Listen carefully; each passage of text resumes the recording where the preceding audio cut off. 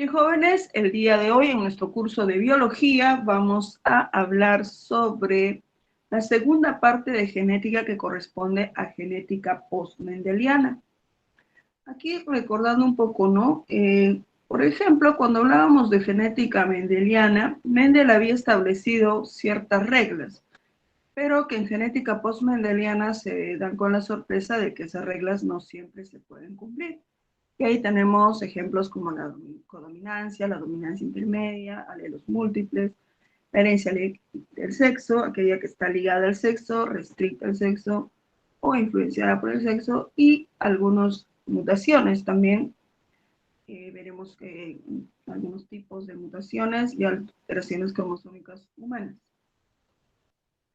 Bien, aquí primero revisemos lo que corresponde a codominancia.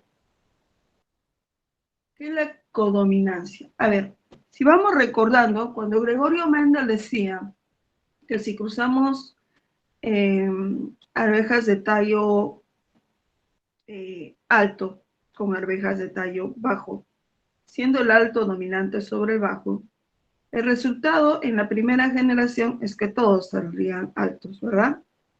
Y en la segunda generación se supone que el 75% saldría alto y el 25% saldría enano. En la codominancia sería difícil ver, ¿no? Alto y enano. Pero, por ejemplo, cuando vemos en algunos gatos los ojos verdes y en otros los ojos azules, por ahí habrás visto algún gato que tenga un ojo azul y el otro verde. Y en este caso estamos viendo que se está expresando tanto el ojo azul como el ojo verde. Entonces, cuando se expresan los dos, ahí hay una codominancia. ¿Ok? Entonces, la codominancia surge porque ambas versiones del mismo gen se expresan. Para Gregorio Mendel hubiera dicho, ¿no? Si el rojo es dominante y el blanco es recesivo, se supone, muy buenos días, se supone que lo que tendría que salir en la generación primera serían todos rojos. Pero acá vemos que en las begonias, en esta planta begonia, y por eso es que también se pone tanto al rojo como al blanco como con letras mayúsculas, porque los dos se están expresando. Los dos se están expresando. ¿Ok? Y también esto lo podemos encontrar en el ganado vacuno. Blanco-negro, me sale blanco con manchas negras. En el sistema sanguíneo, el sistema ABO, que es el sistema de los grupos sanguíneos, grupo A, grupo B, grupo AB y grupo O, también en el caso del grupo AB, se muestra lo que se conoce como la codominancia. ¿Ok? Ahí está la codominancia, entonces. Ahora,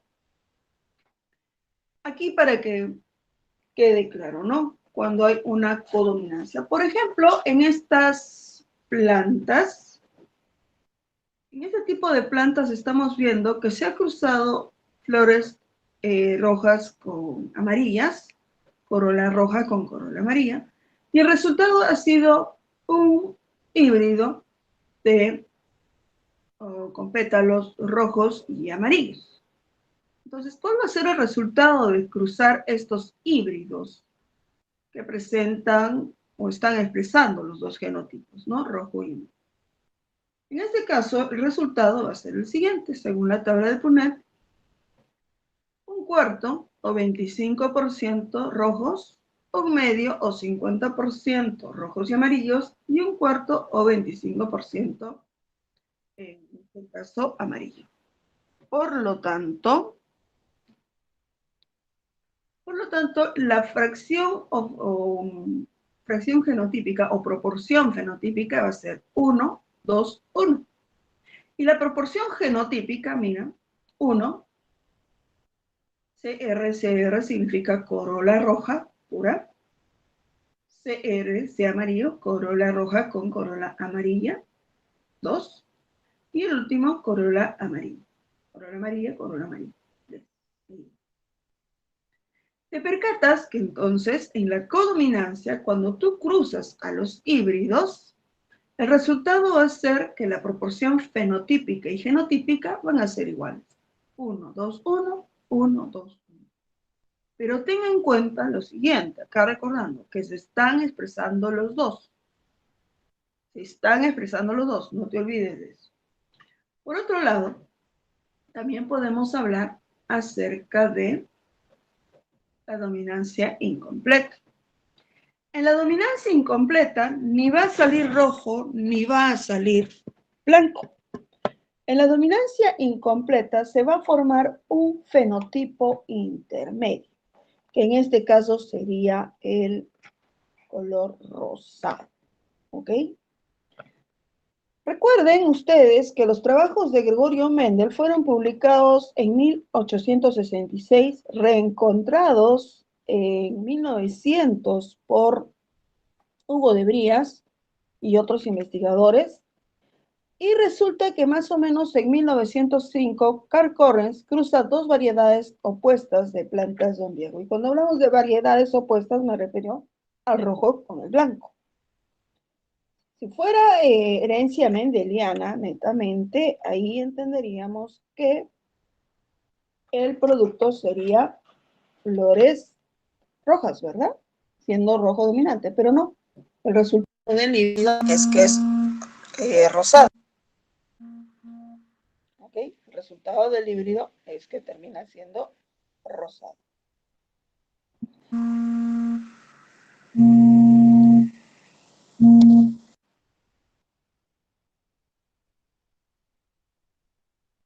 A ver, avanzamos. En la dominancia incompleta o intermedia, ¿qué pasa cuando hacemos el cruce de los híbridos, o sea, de los rosados, de estas plantas de Don Diego? También te percatas que la proporción genotípica y fenotípica de la segunda generación es 1, 2, 1 también. Pero es un rojo, si es que hablamos del fenotipo, dos rosados y un blanco. Ese es el fenotipo. Y el genotipo, homocigote, dos heterocigotes y el otro que es homocigote, entre comillas, sería recesivo, ¿no? Pero ahí está.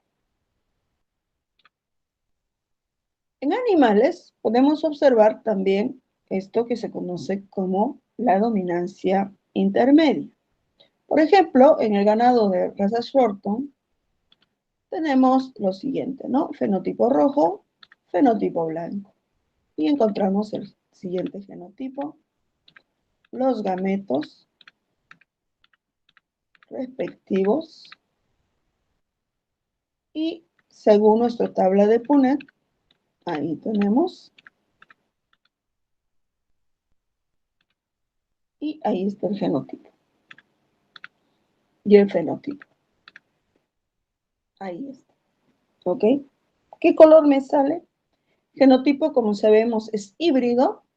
Y el fenotipo es un color roano, que no salió ni tan rojo ni tan blanco, sino un intermedio. Ese intermedio se le conoce como roano. Bien, vamos con un ejercicio, participen por favor, y dice así. En una cruza se utilizan plantas con flores rojas y unas con flores blancas, ambas homocigotas. Si en la F2 se obtiene un 50% de flores rosadas, ¿cuántas se espera de color blanco y qué tipo se está manifestando?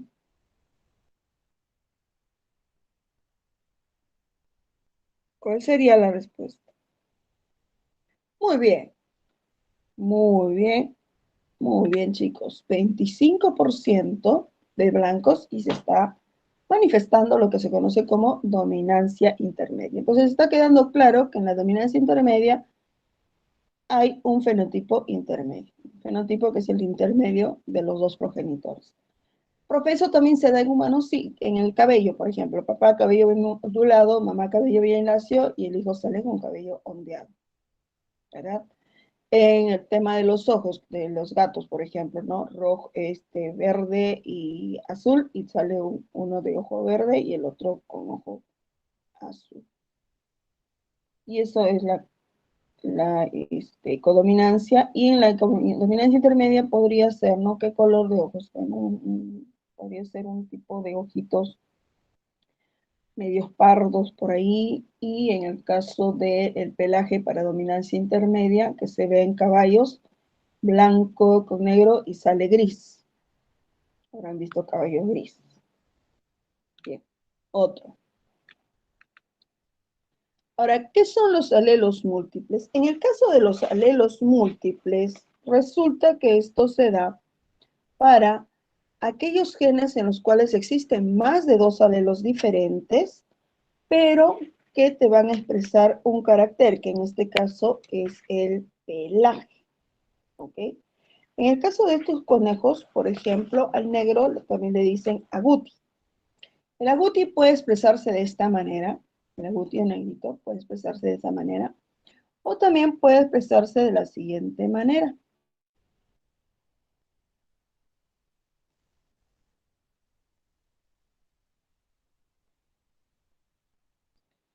Quiere decir que es posible que este descendiente sea de cruce de un negrito con un chinchilla, ¿no? Si cruzamos un negrito con chinchilla, ¿qué te sale acá? No, acá con chinchilla. Aquí ya te vas dando cuenta. Se salió un agouti, ¿ya? Ahora, el agouti también puede expresarse así.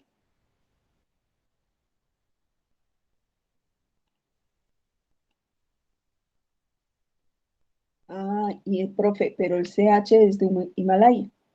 Así que este negrito puede ser del cruce de un negrito puro con Himalaya, ¿verdad? Ahora, el agouti también puede expresarse así.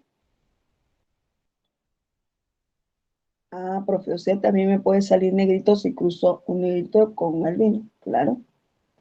¿Ya? En el caso de chinchilla, chinchilla se puede expresar así, o también se puede expresar, mira, así.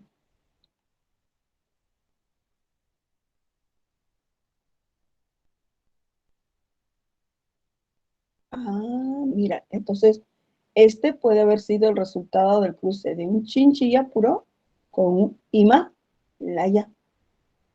Ah, o sea, puedo tener chinchillas si cruzo un chinchilla con un Himalaya. Sí, te va a dar también ese fenotipo. O también en el caso del Himalaya, si es que cruzas un chinchilla con un albino. Si cruzas un chinchilla con un albino, te va a dar chinchilla también. Bueno, y en el caso del Himalaya y el albino, te vas dando cuenta que es de características recesivas, ¿ves? Ahí está. Entonces, en la herencia de los alelos múltiples, ten en cuenta eso. Se pueden dar varios tipos de genotipos, pero para un solo fenotipo. O sea, en otras palabras, varios caracteres o varios genes para un mismo carácter. Y eso también sucede en la piel humana, ¿no? Son varios genes que van a expresar un mismo carácter, que en este caso es el color de la piel. Ahora, en el caso de la herencia sanguínea, también se produce esto de alelos múltiples. ¿Cómo sabemos de los alelos múltiples? Porque el carácter es grupo sanguíneo, pero en los humanos hay la presencia de 4 grupos sanguíneos. Esto fue descubierto en 1900 por Karl Landsteiner, cuando llega a identificar en la membrana celular de los eritrocitos la presencia de algunos antígenos, básicamente que son proteínas, ¿no? Que les llamo aglutinógenos o aglutininas. Y entonces se identificó a 4 grupos sanguíneos, el grupo A, el grupo B, el grupo AB y el grupo O. El grupo A generalmente lo expresamos de esta manera, que puede ser de tipo homocigoto o puede ser de tipo heterocigoto. El grupo B puede ser homocigoto o heterocigoto. En el grupo AB estamos confirmando que se está dando lo que se llama codominancia. Y el grupo O es homocigoto recesivo. Esos aglutinógenos los observamos más acá, ¿ven? Ahí está el eritrocito, o también conocido como hematíe o rubrocito, o conocido como glóbulo rojo. Presenta su antígeno, ahí está su antígeno A, pero un detalle, presenta anticuerpos contra B. El grupo sanguíneo B presenta anticuerpos contra A, y ahí están sus antígenos. El grupo AB no tiene ningún anticuerpo, pero sí tiene antígenos tanto A como B. El grupo O presenta anticuerpos tanto contra A como contra B, pero no posee antígenos. Ahora, ¿eso qué va a significar? Va a significar que los miembros del grupo sanguíneo A no le puedan donar su sangre a los miembros del grupo sanguíneo B ni a los miembros del grupo sanguíneo O. A solamente le puede donar sangre a A y en este caso a AB, ¿no? ¿Por qué? Porque acuérdate que AB no presenta anticuerpos contra A. Significa que el individuo del grupo sanguíneo B no le puede donar sangre al del grupo sanguíneo A, sí le puede donar sangre al del grupo AB y no le puede donar sangre tampoco al del grupo sanguíneo O. El del grupo sanguíneo o el grupo sanguíneo O sí puede donarle sangre a B y a AB, debido a que no presenta anticuerpos. El grupo sanguíneo AB puede recibir sangre de todos los grupos, pero no puede donar sangre a todos los grupos más que a su propio grupo que viene a ser el AB. ¿Ok? Profe, ¿y qué pasaría si de pronto alguien del grupo B le dona sangre a alguien que es del grupo O?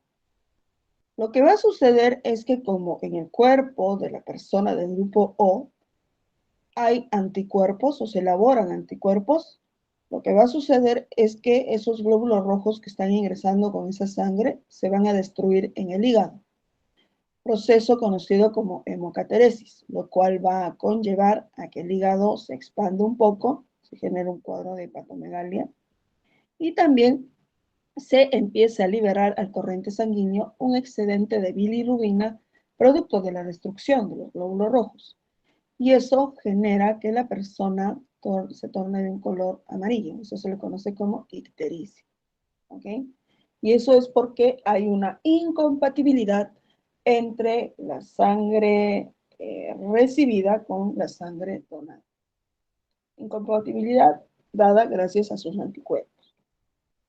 Ahora, en la herencia del sistema sanguíneo o herencia sanguínea del sistema RH, llamado así porque se encontró en 1930 por Landsteiner y Wiener en los módulos. ¿Ya? Y esta es una proteína integrada en los glóbulos rojos o eritrocitos, ¿no? Aquí tenemos que encontraron la presencia del aglutinógeno. Profe, pero ¿cómo encontraron esto? Es decir, cuando hay la presencia del aglutinógeno le pusieron RH positivo y si no se encontraba se le puso RH negativo. Profe, ¿cómo se dieron cuenta? Dices tú. Fíjense, si acá tenemos la sangre de grupo O de un monito, del monito Rhesus, ya, acá tenemos su sangre. Acá le vamos a poner sangre 1, ¿ya? Sangre 1. Acá tengo la sangre de otro grupo O, de otro monito, y le vamos a poner sangre 2. ¿Está bien? Y acá tengo la de otro monito.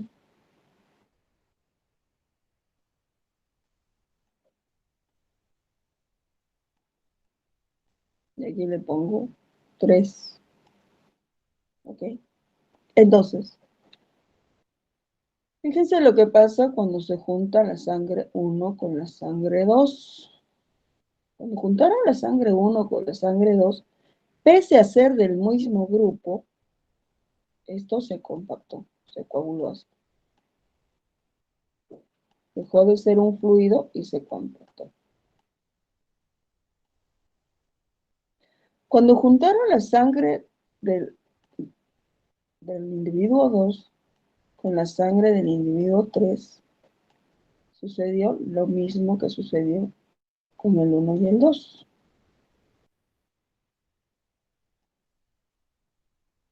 Se compactó. Y cuando juntaron la sangre 1 con la sangre del individuo 3, pues la sangre se mantuvo.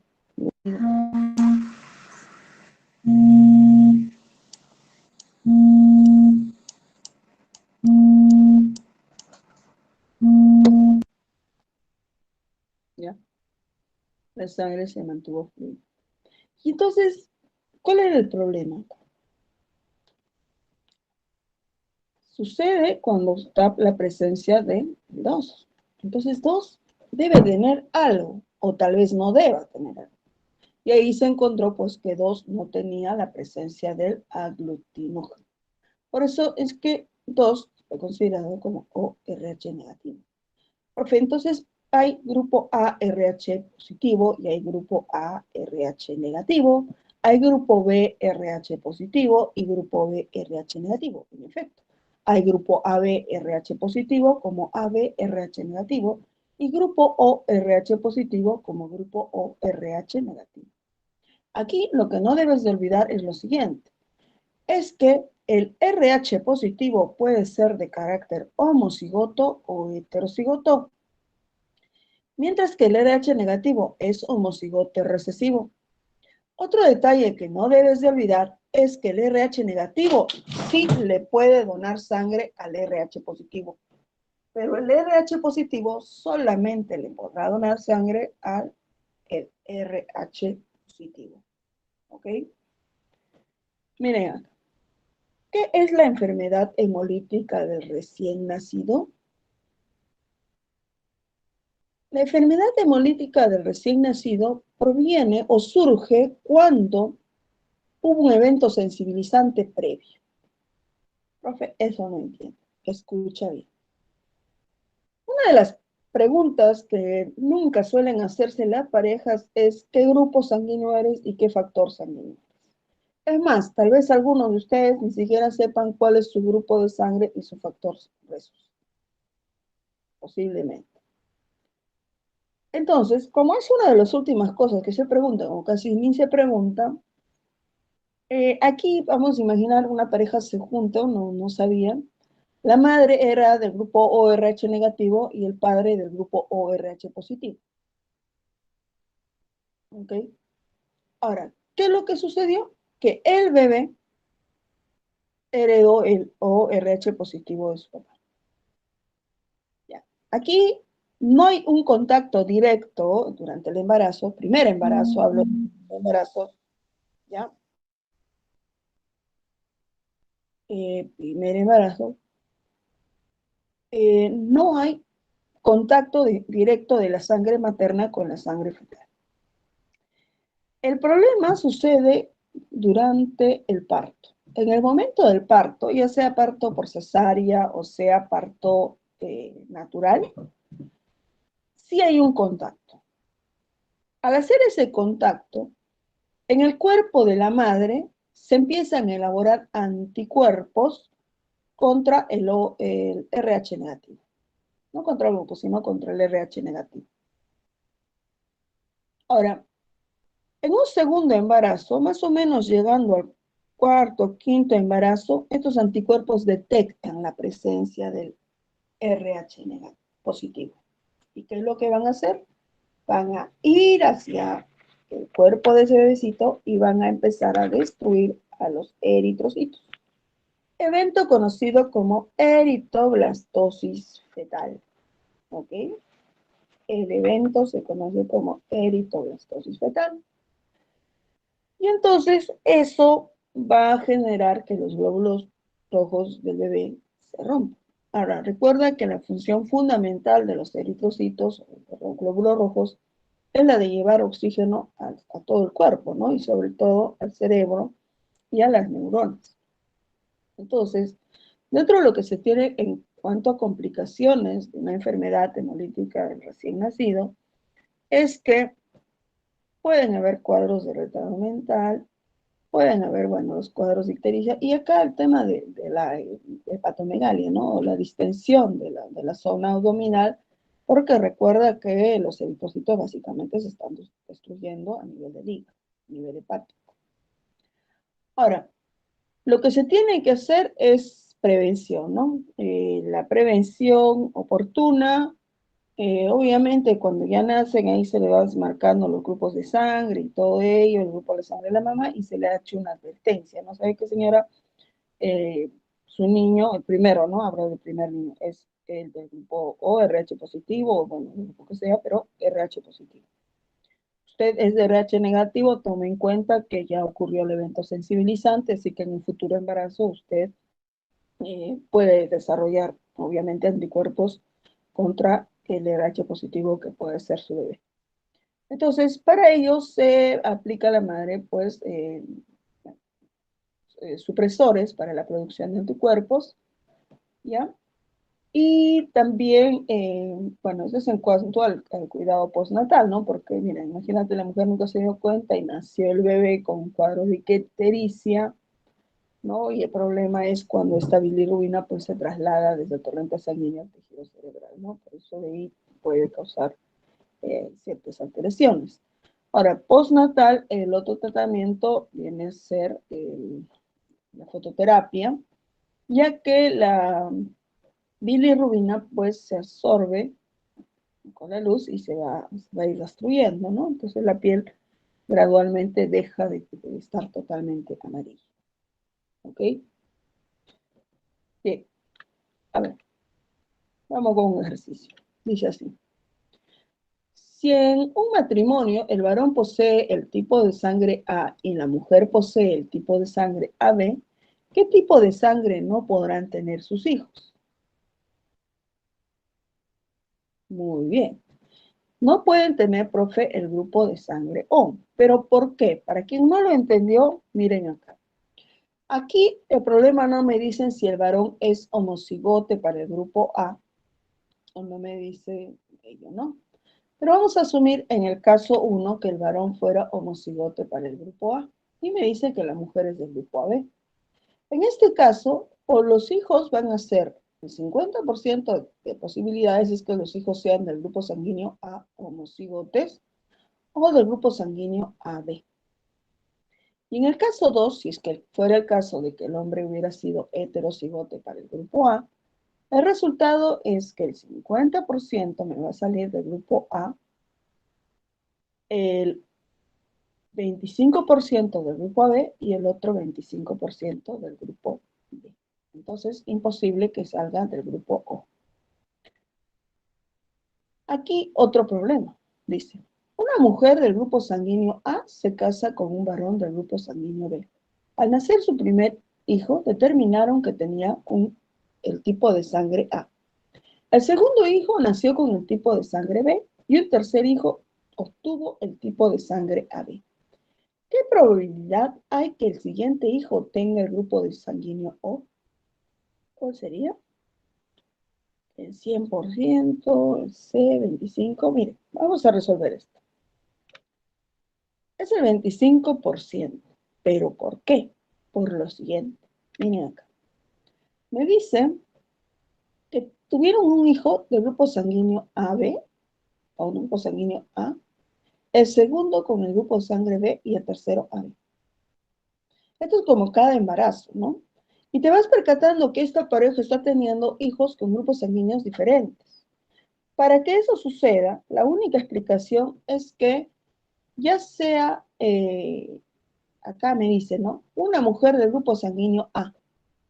Ah, mira, para que ella pueda llegar a tener hijos de otros grupos y además me estén preguntando si tendrán un hijo de grupo sanguíneo O, se debe de asumir entonces que la mujer es heterocigote para el grupo de sangre A.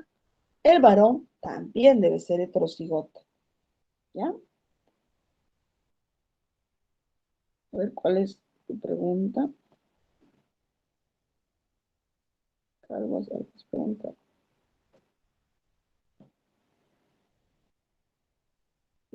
A ver, claro, exacto. Cada embarazo es como uno solo. Entonces, cada embarazo, ¿ya? Por ejemplo, en el primer embarazo, esta pareja tenía el 25% de posibilidades de tener hijos AB, otro 25% de grupo B, otro 25% de grupo A y otro 25% de grupo O, ¿no? Entonces, ahí está. Hay un 25% de posibilidades de que el hijo sea del grupo O. No es que no vayas a contar, ya me salió un hijo y este hijo no. Puede ser que esta pareja, todos sus hijos salgan del grupo O en cada embarazo. O puede ser que en los 4 embarazos los 4 hijos sean del grupo A. O puede ser que todos sean del grupo B. Estas son las probabilidades, por eso. ¿Ya? Por eso sale 25%. Muy bien. ¿Quedó claro? ¿Sí, no? Ya, vamos. Acá. Este problema dice, una mujer del grupo sanguíneo A, RH positivo, tuvo una niña del grupo B, RH negativo. Dos individuos fueron indicados como posibles padres. El individuo X del grupo sanguíneo B, RH positivo, y el individuo Y del grupo sanguíneo AB, RH negativo. Considerando los datos proporcionados, ¿cuál de las siguientes alternativas está errada? Me dice X puede ser homocigota para los genes ABO, la mujer es heterocigota tanto para los genes ABO como para los sistemas RH. Y no puede ser el padre de la niña y la niña puede donar sangre tanto para X como para Y. Ahora, escuchen. Si la mujer es del grupo sanguíneo A y RH positivo y ella llega a tener una hija de grupo sanguíneo B, entonces la mujer necesariamente tiene que ser heterocigota tanto para los sistemas ABO como para el sistema RH. Entonces, esa es la respuesta, pero ¿por qué? Mire, esta es la mujer, ¿ya? Esta es la mujer. Aquí está la mujer. Y en este caso, este es el varón del grupo, el varón X. ¿Ya? La mujer y el varón. La posible niña es esta de acá. ¿Por qué? Profe, ¿por qué? ¿Por qué me dicen que tuvo una niña del grupo sanguíneo B, RH negativo? Aquí en este formato a veces es un poco complicado ponerles hacia arriba, pero es así. Es del grupo sanguíneo B, RH negativo. Entonces, estamos bien. X puede ser homocigota para los sistemas ABO, ¿sí? Puede ser homocigota para los sistemas ABO. Y, profe, ¿por qué X debe ser homocigota para el sistema ABO? Porque si hubiera sido heterocigoto, aquí la niña hubiera sido del grupo B, del grupo O, RH negativo. La única posibilidad para que me salga RH negativo es esta, pero me dicen que la niña es del grupo sanguíneo B. Por eso es que estoy asumiendo que el X es B homocigote. ¿Ok? Ahora, en cuanto a I, profe, ¿por qué I no puede ser el padre de la niña? Porque acá vamos a tener los gametos de I. Acá está la mujer. Es la mujer. Y el varón me dicen que es del grupo sanguíneo AB. El varón me dicen que es del grupo sanguíneo AB, RH negativo. Por lo tanto, aquí está este varón. Entonces, él sí puede ser el padre de la niña. Por eso acá dice, y no puede ser el padre de la niña. Eso sería lo incorrecto o lo que está errado. ¿La niña puede donar sangre para X como para Y? Sí. Recuerda que el RH negativo puede donar sangre para el RH positivo. Si es del grupo B, tranquilamente, ¿no? Le dona al del grupo B y al del A, tranquilamente. Bien, ahora, ¿qué entendemos por genealogía? Cuando hablamos de las genealogías, hablamos de la representación genética de un árbol genealógico, o lo que conocemos como pedigrí, y generalmente se utiliza para ver cómo se da cómo avanza un rasgo o una enfermedad en varias generaciones. Entonces, esto muestra las relaciones entre miembros de una familia e indica cuáles de las personas expresan un rasgo, lo mantienen en silencio por ser portadores del rasgo en cuestión. Por ejemplo, este individuo es portador de la enfermedad, se casa con una mujer sana, tiene 3 herederos, uno de sus herederos fallece, la otra está sana y la otra heredera presenta la enfermedad. Ahora, profe, ¿por qué ella está sana? Porque ella ha heredado los genes recesivos, digamos, que no muestran la enfermedad. Y ellos han heredado los genes dominantes para esa enfermedad. Aquí, esta hija mujer se casa con este varón sano y también tiene 3 descendientes. De los 3 descendientes, su hija mujer fallece, su hijo varón es el que manifiesta la enfermedad y el otro varón no presenta la enfermedad porque ha debido heredar los alelos recesivos para ese gen de ambos progenitores. Quiere decir que esta portadora manifiesta la enfermedad y la está transmitiendo a su descendencia. Aquí tienen que tener en cuenta los símbolos más utilizados. Por ejemplo, lo siguiente. Cuando te dicen individuo del sexo masculino, individuo del sexo femenino, sexo no especificado, matrimonio o emparejamiento, divorcio, consanguinidad, número de hijos. Acá, por ejemplo, esta pareja tuvo 3 hijos varones y 2 hijas mujeres, afectados, que generalmente están con todo el color. Portador sin penetrancia quiere decir que puede manifestar la enfermedad. En el caso, por ejemplo, de la hemofilia, la mujer portadora es así y el varón hemofílico se expresa así. La mujer portadora de la hemofilia no manifiesta la enfermedad, pero el varón hemofílico sí. Portador obligado, es decir, no manifiesta la enfermedad. Por ejemplo, cuando hablamos de 2 portadores para la enfermedad conocida como fibrosis pulmonar. Los 2 son portadores de un gen recesivo y se lo pueden haber pasado a su descendiente, que sí está afectado. Bueno, entonces está probando. Individuo fallecido cuando en Isla. Gemelos monocigóticos. Recuerda que un gemelo monocigótico parte de el mismo huevo cigoto que llega un momento en que por mitosis se divide en 2 partes exactamente iguales y cada una de ellas empieza a formar a un individuo, ¿no?, independiente. En este caso son gemelos monocigóticos que suelen desarrollarse dentro de la misma bolsa, ¿no?, de la misma placenta. Los gemelos disigóticos, y en este caso serían mellizas, porque son mujeres, son aquellos que provienen de 2 óvulos diferentes, ¿no? Este óvulo fue fecundado por un espermatozoide y este otro óvulo fecundado por otro espermatozoide. Cuando se hace así esta pregunta, por ejemplo, no sabemos si estas mellizas o si estas 2 niñas son mellizas, o sea, de gametos diferentes, o si son gemelas. No se sabe. Entonces, cuando hay esto, no es porque no se sabe, por ello te dice gemelos de cigosidad desconocida. En el árbol genealógico, ¿no?, con numeración, ¿no?, primera generación, los abuelos, los padres, bueno, luego los nietos. ¿Okay? Aquí, por ejemplo, ¿cuál es la diferencia entre herencia autosómica dominante y herencia autosómica recesiva? Es que en la herencia autosómica dominante, fíjense el colorcito. ¿Qué podrían decir? ¿Qué podrían decir ahí? En una herencia autosómica dominante, donde esta es la primera generación, segunda, tercera y cuarta generación, por ejemplo, bisabuelos, abuelos, padres, nietos, ¿ya?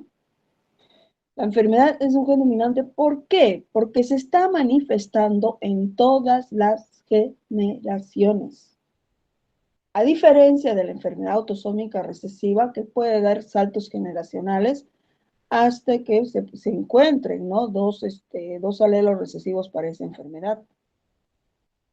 Exacto, eso es, ¿ya? Se va a manifestar. Por ejemplo, cuando nos hablan de la acondroplasia, en el caso de la acondroplasia es una alteración eh, que está ubicada en el cromosoma 4, ¿ya? Al igual que la enfermedad de Huntington. Entonces, son dos afecciones que están involucradas en genes que pertenecen al cromosoma número 4. En el caso de la acondroplasia, si bien es cierto, se da el enanismo, a diferencia de otros tipos de síndrome, en la acondroplasia, lo que viene a ser el coeficiente intelectual se mantiene muy bien, ¿ya? Solamente es el tema de el crecimiento. Y en el caso de la enfermedad de Huntington, esta es una enfermedad autosómica dominante que se manifiesta generalmente a partir de los 30 años. A partir de los 30 años la persona empieza a olvidar cosas, empieza a perder su control motriz y gradualmente esto va avanzando porque esta es una enfermedad neurodegenerativa. El paciente empieza a no tener control de sus esfínteres, el paciente puede terminar con un cuadro de demencia, inclusive previo a la muerte. ¿Ok? Eso es en Huntington. Y bueno, la bradicardia, ¿no? Son estos deditos que tienen esa forma. En el caso de la bradicardia, bueno, por un tema para coger los objetos y eso, ¿no? Pero mayores problemas, ese es braquidáctilo, ¿no? Braquidáctilo, el tema de los dedos, ¿ya?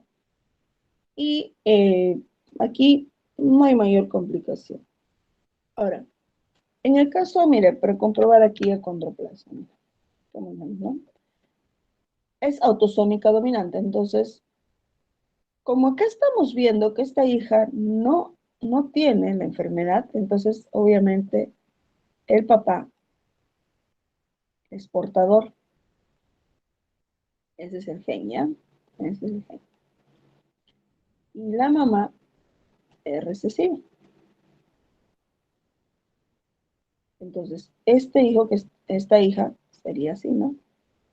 El gen del papá, el gen dominante del papá, el gen recesivo de la mamá. Ella, que no lleva la enfermedad, tiene el gen recesivo de su papi y el gen recesivo de su mami. Él tiene el gen dominante de su papi, la acondroplasia, y el gen recesivo. Acá, esta chica se casa con un varón sano.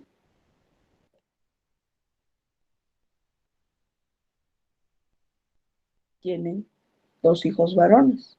Este hijo varón que heredó el gen de la acondroplasia de su papá y este que no. Y acá no. Tuvieron descendientes, una hija que hereda el gen de la acondroplasia y ellos 2 que no.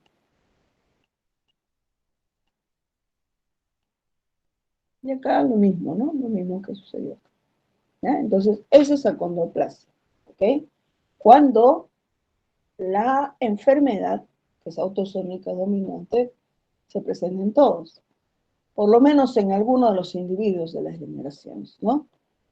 Entonces, cuando alguien tiene Huntington o neurofibromatosis, lo ideal, si ya vieron que el familiar falleció, lo ideal es hacerse los análisis, sobre todo para estas dos, porque son enfermedades que en un inicio, en las primeras décadas, a veces no presentan ninguna sintomatología. Entonces, para saber y estar preparados y tal vez aletargar a lo máximo los primeros síntomas de la enfermedad, se puede hacer un tamizaje, se puede hacer un análisis detallado para saber si los descendientes tienen pues la enfermedad, porque puede ser que la suerte implique que todos los descendientes salgan así, pero también la mala suerte puede ser que salgan así. No se va y suele manifestarse siempre, al menos en alguno de los individuos. ¿Okay? Y en el caso de la enfermedad autosómica recesiva, implica que los familiares no siempre en las generaciones sucesivas se manifiesta la enfermedad. Por ejemplo, la fenilcetonuria, la fibrosis quística, enfermedad de Tay-Sachs, la lactosemia, el albinismo, ¿no? Aquí, por ejemplo, cuando dice autosómica recesiva, vamos a indicar, a ver si yo quiero fenilcetonuria. Vamos a enfermar la enfermedad de Tay-Sachs, ¿sí? Enfermedad de Tay-Sachs. Este es un portador. Ya, el gen está en el recesivo. Si esta no manifiesta la enfermedad, es porque tiene los alelos dominantes. Este de acá ha heredado el gen recesivo de su papi. Ahí está. Y este de acá también heredó el gen recesivo de su papá. Mientras que ella ha heredado los alelos dominantes. Mira, hermana, hermana. Cada uno se casa con su respectiva pareja y tienen hijos. Mira esta hija de acá. Esta hija tiene el alelo recesivo.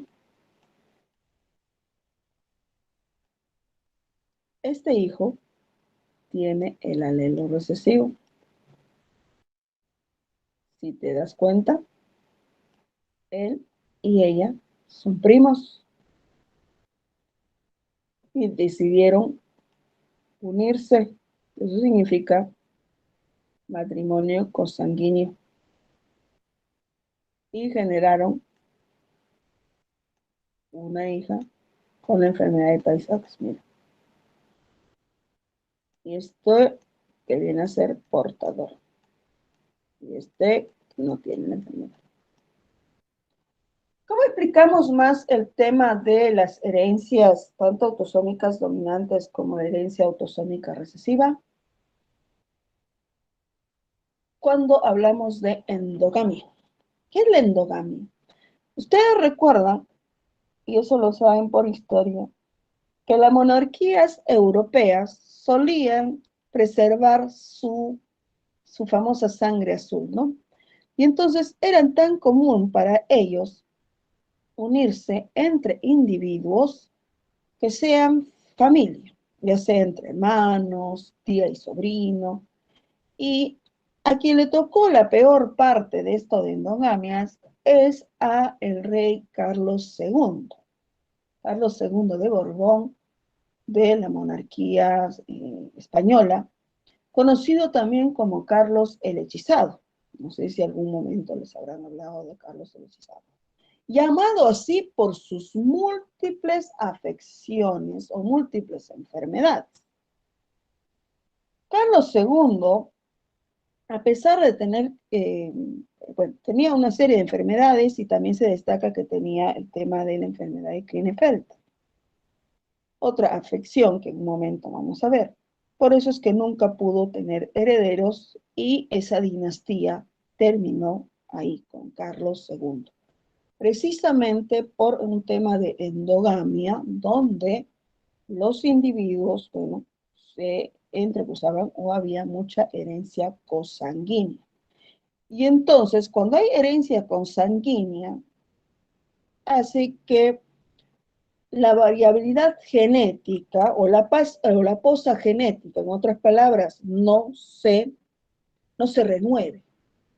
Y si hay afecciones, entonces esas afecciones, como no tienen cómo renovarse, se van juntando, se van acumulando y generan mayores distorsiones en los descendientes.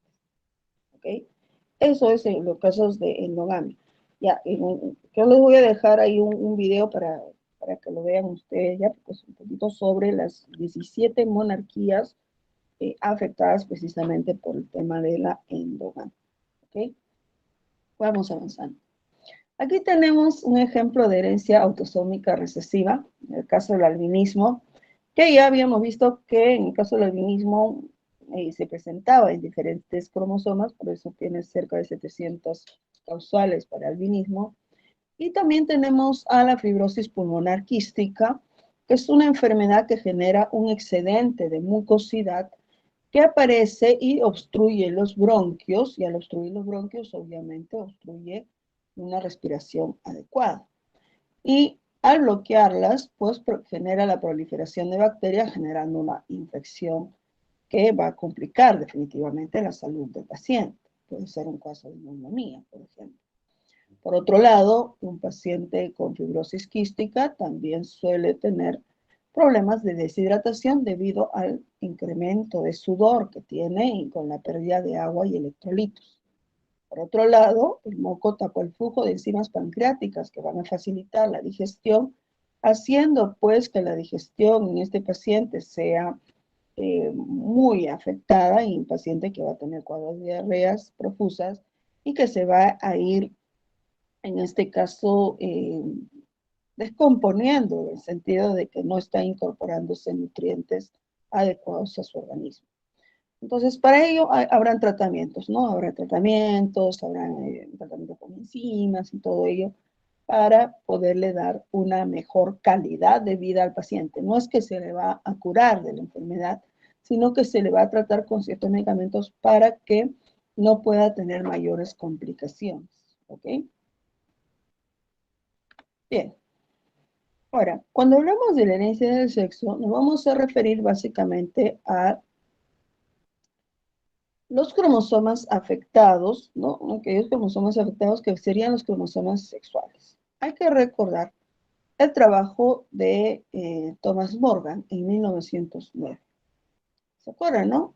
En 1900 se recuperan los trabajos de Gregorio Mendel y hemos visto en 1905 Carl Correns y acá tenemos a Thomas Morgan en 1909 dándose cuenta de algo bastante peculiar, ¿no? El color del ojo de las moscas de la fruta, también conocidas como Drosophila melanogaster, ese es su nombre científico, o también se le conoce como las moscas del vinagre, ¿no?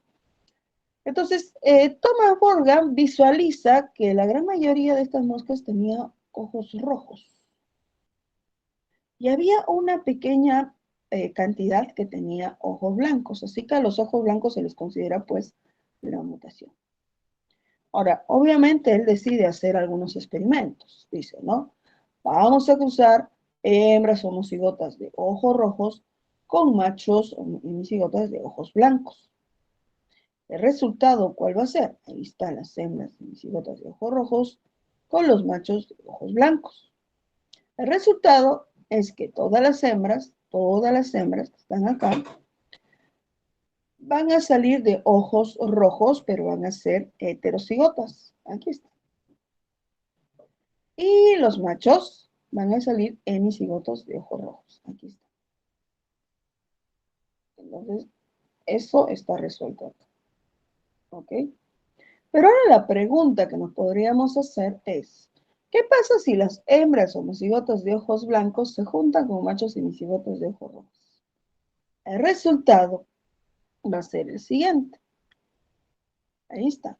Hembras de ojos rojos, o de ojos blancos, perdón, y machos de ojos rojos.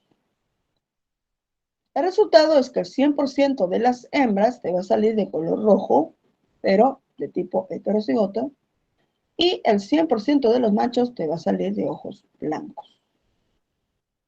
¿Qué pasa ahora si cruzamos a las hembras de ojos rojos heterocigotas con los machos de ojos blancos? Hembras de ojos rojos heterocigotas con los machos de ojos blancos. Te va a salir 50% de las hembras de ojos rojos heterocigotas, 50% de ojos blancos, 50% de los machos de ojos rojos y 50% de los machos de ojos blancos. ¿Ok? Y si lo vemos en términos de descendientes en general, diremos el 50% va a ser de ojos rojos y el 50% de ojos blancos. Es que hablamos de descendientes en general. ¿Por qué te voy haciendo la acotación? Porque en algunas ocasiones en las preguntas nos dicen, ¿no? ¿Qué porcentaje de las hembras? Si te preguntan así, ¿qué porcentaje de las hembras? Divides a las hembras como si fuera 100% y cada cuadradito va a ser el 50%. Y si te preguntan, ¿qué porcentaje de la descendencia? Aquí sí miras a todos, ¿no? Me dice, ¿qué porcentaje de la descendencia tendrá ojos rojos? Tú dices, estos son 50. ¿O qué porcentaje de la descendencia tendrá ojos blancos? Aquí está. ¿Okay? Entonces tienes que ser bien atento al tipo de pregunta que te van a hacer. ¿Tienen hasta ahí alguna duda? ¿Está quedando claro? ¿Sí? ¿Está quedando claro? Ok, claro. Bien. Entonces, conclusiones al experimento de Thomas Morgan. Algunos caracteres se vean ligados al sexo. El gen responsable de carácter de ojos residía en el cromosoma X y existía la posibilidad de que otros genes también residan en cromosomas específicos. Y entonces se dio la confirmación práctica de la teoría cromosómica de la herencia.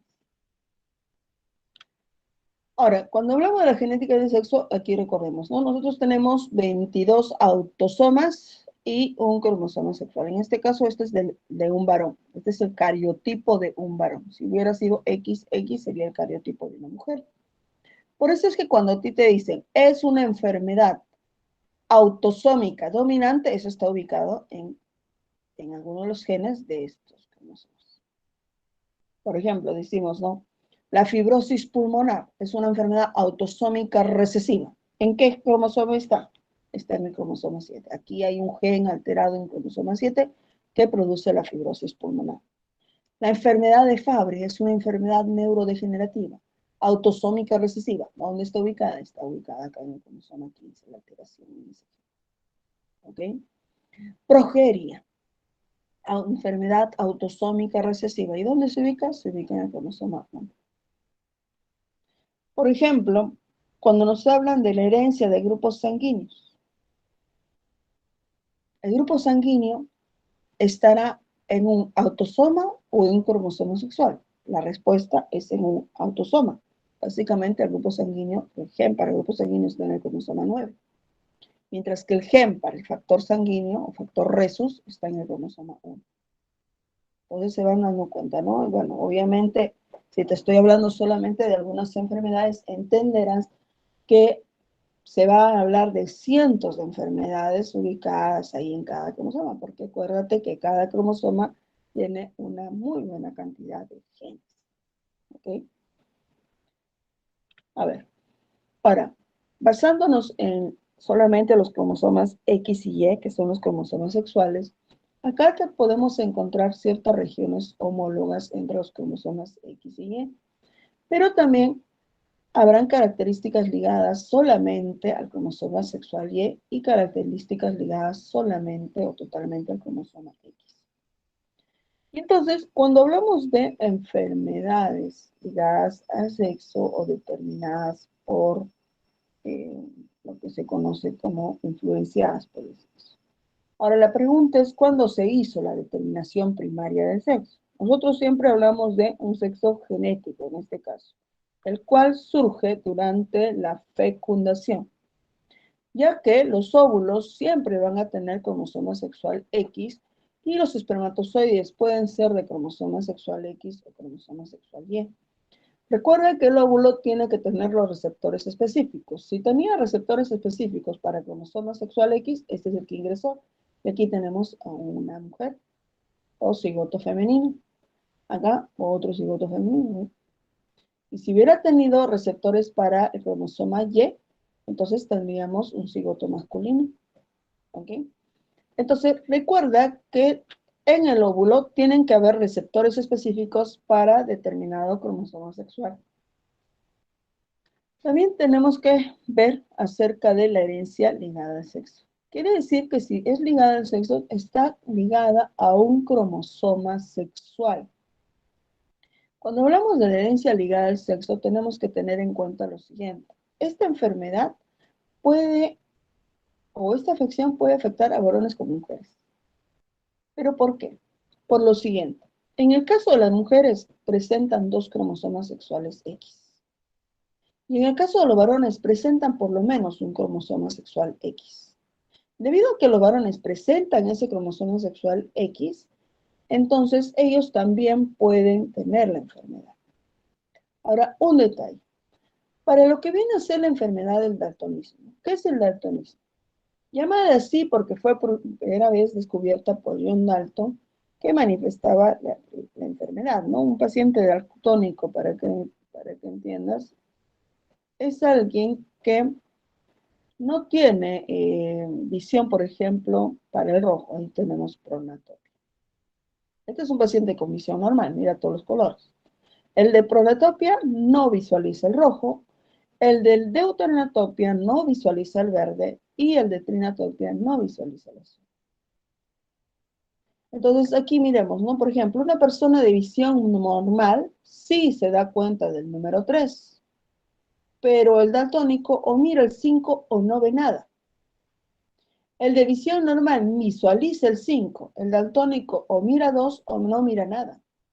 El de visión normal visualiza el número 6, el daltónico no mira nada. No se percata, no hace una diferenciación.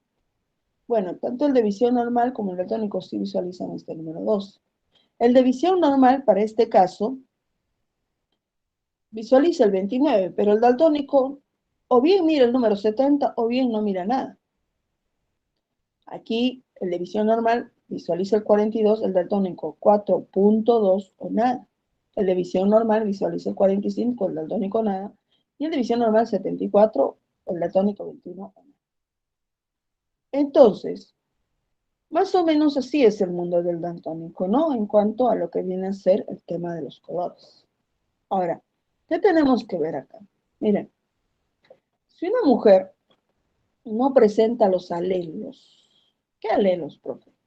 Si te he marcado aquí o te he resaltado con D minúscula, es porque el daltonismo es una enfermedad ligada al sexo, pero de tipo recesiva. Por eso la letra D minúscula. Quiere decir que si la D mayúscula está presente en estos dos, tenemos una mujer de visión normal. Acá tenemos una mujer de visión normal, pero ojo, ¿qué te dice? Es una mujer portadora. Si presenta sus dos cromosomas X afectados, es una mujer daltónica. Si solamente aquí el varón, fíjate, el cromosoma X tiene el alelo D mayúscula, o sea, normal. Pero si tuviera el gen afectado con el D minúscula, es un varón daltónico. Entonces, ¿qué pasa cuando, por ejemplo, unimos a una mujer portadora de daltonismo? Si este no presenta nada, es porque esto es así. Y si este está en blanquito, es porque esto es así. Este es el varón normal.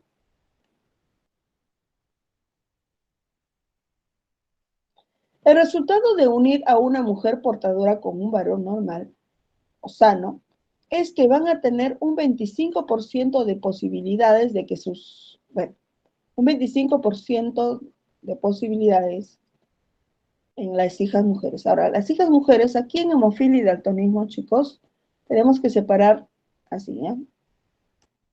Mujeres, 100%, varones, 100%, ¿ok? Para este caso, el 50% de sus hijas mujeres va a ser normal. ¿Ya? Está recibiendo el cromosoma X de su mamá y el cromosoma X de su papá. El otro 50% hija de mujer, de porcentaje de mujeres, también está recibiendo el de su papá y el de su mamá. Va a ser portadora. El 50% de hijos varones va a ser normal y el otro 50% de los hijos varones va a ser daltónico. ¿Ok? O sea, profe, basta que el varón herede un cromosoma X afectado, porque es el único cromosoma X que va a heredar, y si está afectado, que es el de su mamá, va a ser daltónico, ¿cierto? Entonces yo te hago la pregunta. Si una mujer es daltónica y se casa con un varón sano, ¿qué porcentaje de sus hijos varones será daltónico? Si sabemos que el daltonismo es dado por su mamá. Mira, yo les he dicho, ¿no? Mujeres, véanlo como el 100% y varones, véanlo como el 100%. ¿Ok? Si yo te digo, una mujer daltónica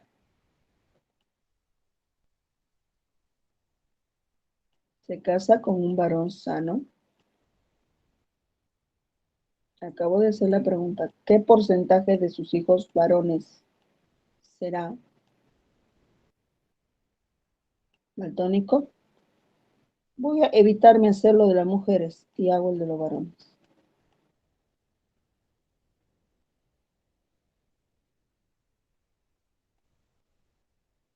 El 100% de los hijos varones va a salir daltónico si son descendientes de una mujer daltónica. ¿Ok? El 100% de los hijos van a ser daltónicos si su madre es daltónica. No se olviden. En cambio, si la mujer es portadora y el hombre es daltónico, 50% de las hijas mujeres será daltónica, 50% de las hijas mujeres será portadora, 50% de los hijos varones será sano y 50% de los hijos varones será daltónico. O será sano, perdón. Y este será daltónico. Ahora, si te preguntan por descendencia total, si te preguntan por descendencia total, te dicen, una mujer portadora y un hombre daltónico, ¿qué porcentaje de su descendencia estará de alguna u otra manera afectado por la enfermedad? Y cuando digo de alguna u otra manera afectado por la enfermedad, acuérdate que si tiene el blanco es porque está afectado por la enfermedad. Ya, sigo. Cuando te digo afectado, de alguna manera, también me estoy refiriendo a la portadora, porque la portadora tal vez no manifieste la enfermedad. Claro, exacto. Ya está, muy bien, Andrés. 75, ¿no? 75% está de alguna manera afectado. Si bien es cierto, el 50% que sí presenta la enfermedad y este 25% que es portadora y solamente un 25% que es sano. Entonces, cuando San Marcos nos suele preguntar, casi siempre se para en qué porcentaje de las mujeres, qué porcentaje de los varones. Entonces, cuando te dicen qué porcentaje de mujeres o varones, recuerda, a las mujeres las consideras como si fuera un 100% y a los varones también como un 100%. ¿Está bien? Las daltónicas sí nacen. Las que no nacen son las de esta enfermedad conocida como la hemofilia. Las mujeres hemofílicas generalmente cuando se produce un embarazo, ¿no? De mujeres hemofílicas, generalmente no vamos a encontrar mujeres hemofílicas. Acá nos dice, ¿no? Aquí el problema es que tienen bajos niveles de factor de coagulación, el factor 8 o el factor de coagulación 9. Ya son dos factores de coagulación. Entonces, va a seguir el mismo patrón que daltonismo, el mismo patrón, solamente hemos cambiado cada letra.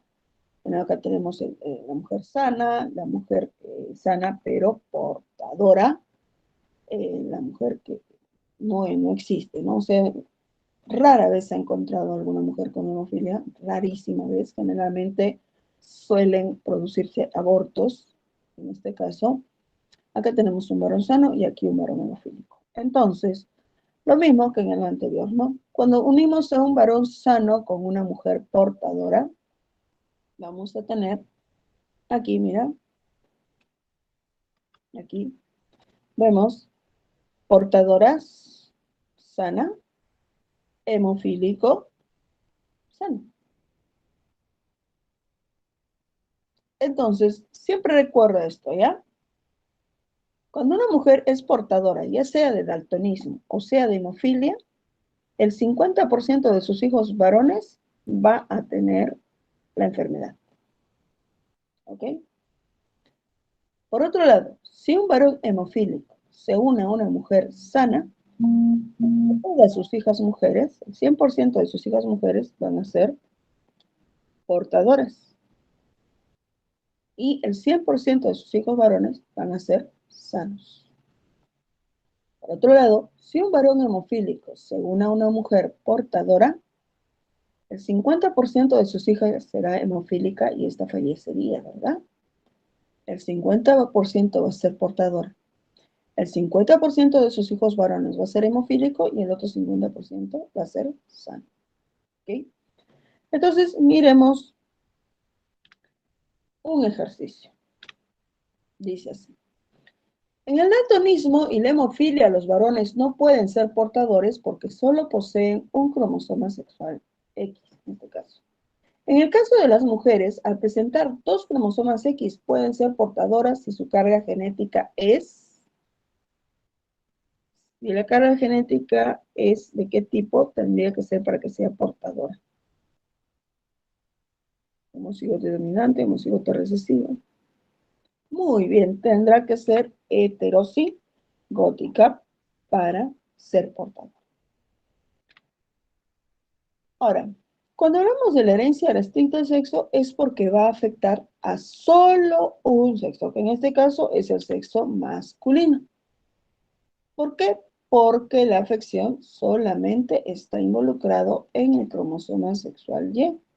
Y el cromosoma sexual Y es exclusivo, pues, de los varones, ¿verdad?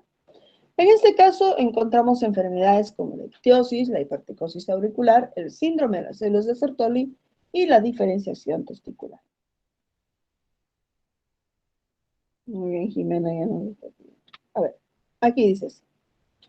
En el síndrome de solo Sertoli, que está en los testículos, aquí los túbulos seminíferos es el lugar donde se deben de producir los espermatozoides. Si ustedes ven, cuando se hace la tinción, aquí ustedes se percatan que hay menos células, ¿verdad? Entonces, al haber menos célula, hay una menor capacidad para producir espermatozoides, generando un individuo, en este caso, estéril. En el caso de la hipertricosis, implica un excedente de cabellos, no solamente acá en el oído, ¿no? Acá en toda esta zona. Y en el caso de la ictiosis, implica la presencia de ciertas plaquitas que no debes de confundirla con la ictiosis de Arlequín, porque la ictiosis de Arlequín es otra afección, ¿no? Muy diferente a esta. Esta es una ictiosis que solamente afecta a varones. ¿Por qué ictiosis? Porque se forman placas como si fueran escamas de pez.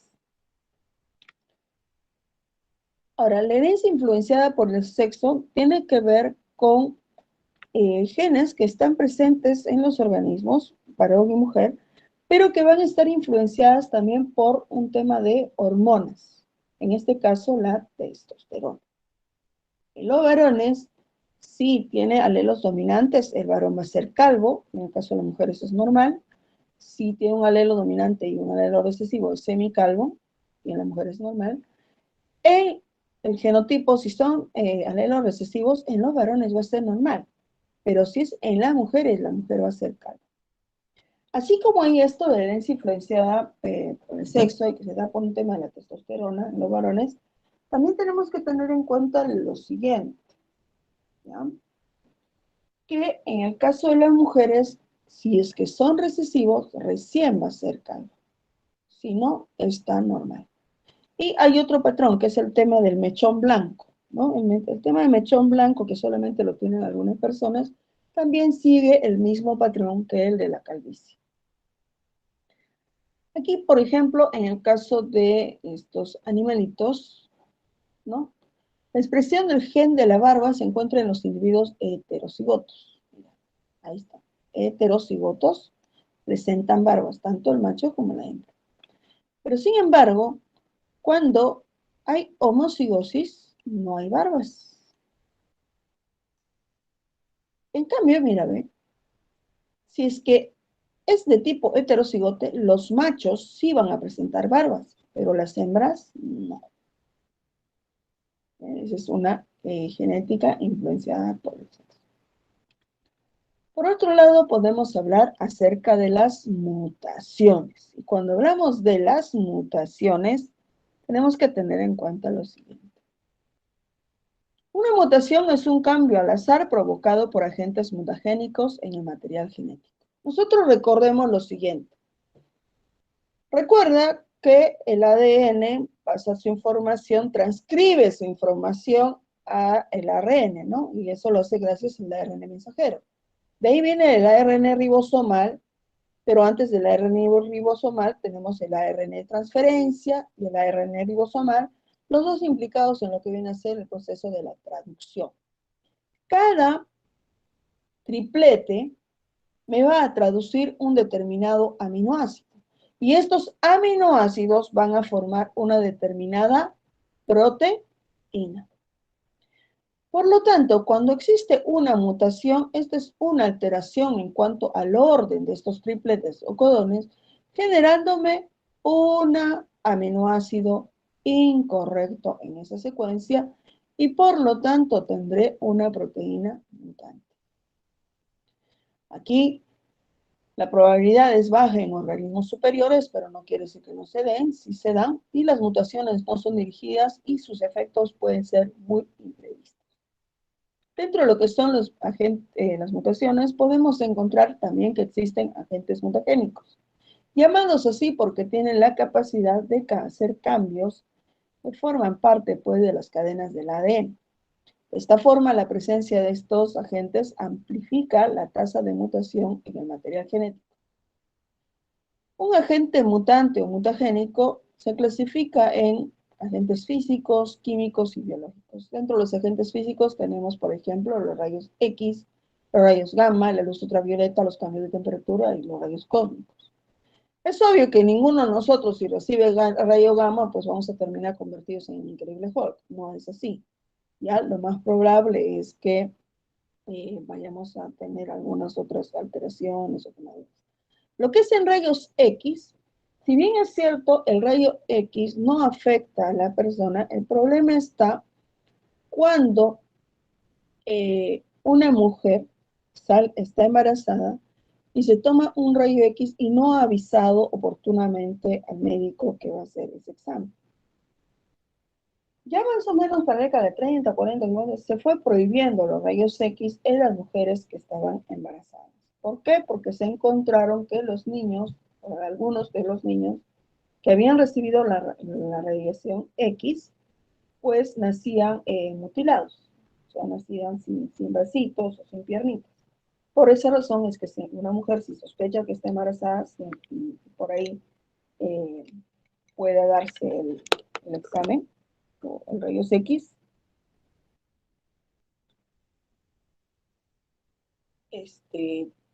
avisa. Ahora, mire, lo que sí me ha sorprendido bastante estos años es que, salvo que sea un hospital antiguo, vas a encontrar un rayos X así grandote, ¿no? Pero ahora ha mejorado bastante, ¿ya? Por ejemplo, yo te digo, ¿no? Hace 20 años yo me iba a un hospital y decía rayos X, ya, entra solo el paciente. Entraba solo el paciente y el médico se colocaba detrás de alguna cabina que decía, a ver, párese ahí, ¿no? Y tú te parabas, ¿no? Para que te tome el examen. Hoy en día he visto otros aparatitos que son más precisos, ¿no? Inclusive puede entrar otra persona y está ahí el doctor y sacan de frente la placa, ¿ok? Ya, pero ya son aplicaciones modernas, ¿ya? Claro, te estoy diciendo, antes era así, antes era así. No, ahí te estoy explicando. Hay dos tipos de máquinas. Las máquinas antiguas de rayos X son esas, ¿no? Que el médico se pone detrás de una barrera, no solo de titanio, en este caso de plomo, en la mayoría de los casos, para protegerse de esa radiación. Ahora han salido otras máquinas que ya no irradian tanto, pero de todas maneras la radiación siempre, en este caso, puede ser. Ahora, otro, agentes químicos, el yoduro de potasio, el sulfato de cobre, sales de plomo, uretano, gas mostaza, un gas utilizado en la Primera Guerra Mundial, que genera unas quemaduras severas o unas alteraciones terribles en el rostro de la persona o ciertas estructuras, la acridina, los peróxidos orgánicos y la colchicina. Y te quiero hablar de alguien más. ¿Quién, profe? Esta. Este agente mutagénico conocido como la sustancia naranja. utilizado durante la Segunda Guerra Mundial, durante la Guerra de Vietnam, como pesticida. Si los Estados Unidos estaba perdiendo la guerra contra Vietnam, no porque los vietnamitas hayan sido pues soldados brillantes, sino porque eh, los soldados americanos estaban siendo picados con los mosquitos que les transmitían una enfermedad que en este caso era la malaria, y estaban muriendo de malaria. Entonces utilizaron este pesticida llamado agente naranja. El agente naranja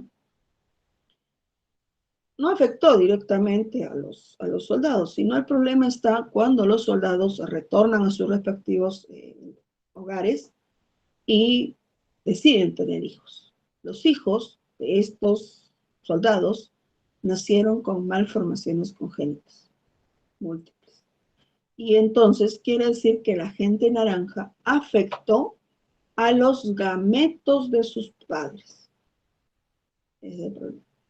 Y hasta hoy en día, el caso de la agente naranja ha dejado en los suelos vietnamitas otras sustancias químicas que son conocidas como las dioxinas, sustancias altamente tóxicas, todo por este pesticida. Bien, también otros agentes mutagénicos son las radiaciones ionizantes, que pueden ser provocando múltiples alteraciones o mutaciones posteriores. En este caso podemos encontrar a las bombas de Hiroshima y Nagasaki, ¿no? En este caso hablamos de radiación química por un tema. En este caso, cuando se explotó las bombas de Hiroshima y Nagasaki, se dio lo que se llama la fisión nuclear, no fusión nuclear, sino fisión nuclear. Esta fisión nuclear, pues, es altamente energética, ¿no? Y recuerden, ¿no? Cuando se cayeron las bombas, las temperaturas fueron muy elevadas. Por ahí hay alguien que ganó el premio Pulitzer, ¿no? Era de un periodista que tomó la foto a una niña y luego la fue a rescatar, ¿eh? Tomó la foto a una niña que corría con las llamas encima. La rescató y bueno, la salvaron y bueno, hay toda una historia ahí atrás, ¿no? Pero esa imagen, ¿no? De la niña corriendo con ese fuego encima. Y mira, produjo bien las mujeres embarazadas, un 98% de abortos, 25% de esas mujeres dieron a luz niños que no lograron sobrevivir durante el primer año, y el otro 25% que pues dio a luz hijos con serias enfermedades congénitas que afectaban a su sistema nervioso central. Ahora, el tema que con Hiroshima y Nagasaki no termina ahí. Profe, ¿por qué dice que no termina ahí? Porque recuerda que para arrojar esas bombas se tuvieron que hacer pruebas previas. Recuerden eso. Y también tenemos que en el caso de este tipo de radiación atómica, en el año 1981 se da la explosión de un reactor nuclear en Chernóbil, siendo Chernóbil hasta hoy en día una de las localidades más contaminadas del planeta. El problema, chicos, es que esta radiación no se queda solamente en una zona. Esta radiación va viajando por todo el mundo. Y si nos vamos dando cuenta, desde 1945 en adelante, 60, 70, 80, 90, 2000, 2010, los casos de cáncer en los niños, jóvenes y adultos es cada vez más frecuente, sabiendo que hoy en día todos prácticamente tenemos ciertos genes cancerígenos, pero que debemos de mantenerlos dormidos. También recordemos que en el 2011 hubo otra explosión nuclear luego del terremoto en Japón. También recordemos que Francia en algún momento se desarmó y sus jivas radiactivas, fueron arrojadas hacia el Océano Pacífico, y se encontró evidencias de ello cuando se encontró algunos tiburones con malformaciones. Es más, luego de la explosión de la bomba radioactiva después del terremoto del 2011, se encontró conejos sin orejas. Ustedes saben que uno de los distintivos de un conejo es precisamente sus orejas. Imagínate el nacimiento de conejos, pero sin orejas. Y todo se asumió a que habían sido lastimosamente irradiados. Entonces, ese es el problema con las radiaciones ionizantes. Son agentes mutagénicos. Bien, ¿cuáles son los tipos de mutaciones que se dan? Pues tenemos las siguientes. Aquellas mutaciones que afectan solamente a las células somáticas y a los de estas células afectan al individuo, no van a ser heredables y no juegan un papel en evolución. En las células germinales afectan a gametos o células madre, en este caso gametos afectados como en el caso de lo que hizo la gente naranja, ¿no? Transmitiéndose hacia su descendencia y sobre ellas actúa pues la selección natural. Quiere decir que a veces si se van dando muchos de estos hijos con malformaciones y todo aquello, pues simplemente se van eliminando o mueren, ¿no?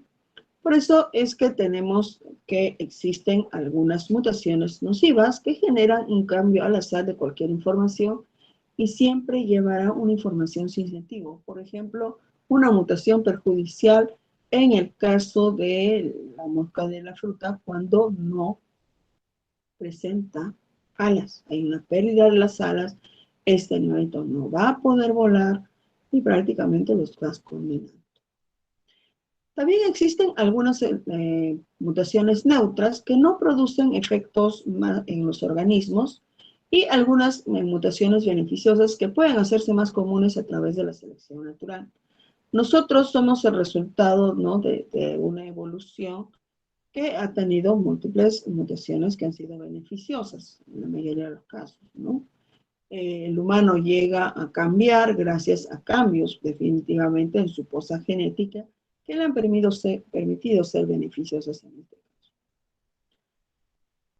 Según la extensión del material genético afectado, podemos encontrar mutaciones génicas que provocan cambios en la secuencia de nucleótidos de un gen, mutaciones cromosómicas que ocasionan cambios que afectan en la estructura cromosómica y mutaciones genómicas que producen variaciones en el número de cromosomas de una especie.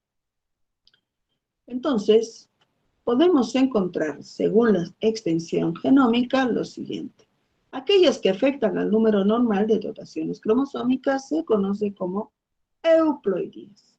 En una euploidía podemos encontrar aquellas en las que solo existe un cromosoma de cada par. Y eso se conoce como monoploidía.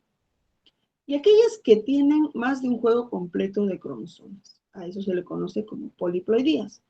Podemos encontrar un organismo triploide, aquel que tiene 3N. Nosotros somos diploide, ¿no? 2N. 2N igual a 46 cromosomas. Imagínate, 3N sería 69 cromosomas. Individuo que para nuestra especie sería no factible. Si eso llegara a suceder, automáticamente se puede producir el gameto, ¿cierto? Bueno, el gameto puede dar la fecundación, pero este no va a desarrollarse. ¿Por qué? Porque no cumple la regla de tener el número de cromosomas exactos.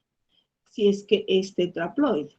Imagínate que un individuo, en vez de tener 46 cromosomas, tenga 92 cromosomas, ¿no? Y no estamos hablando de las etapas de la profase, metafase, no, sino 92 en sí.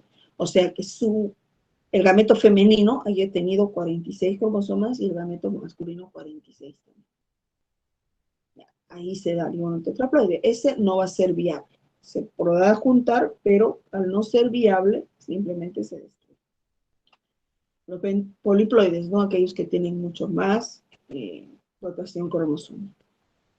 Y en el caso de aquellas que afectan al número de alguno de los cromosomas, acá estamos viendo que es toda una secuencia de cromosomas. En cambio, acá es a alguno, ¿no? Y en este caso se les conoce como aneuploidía.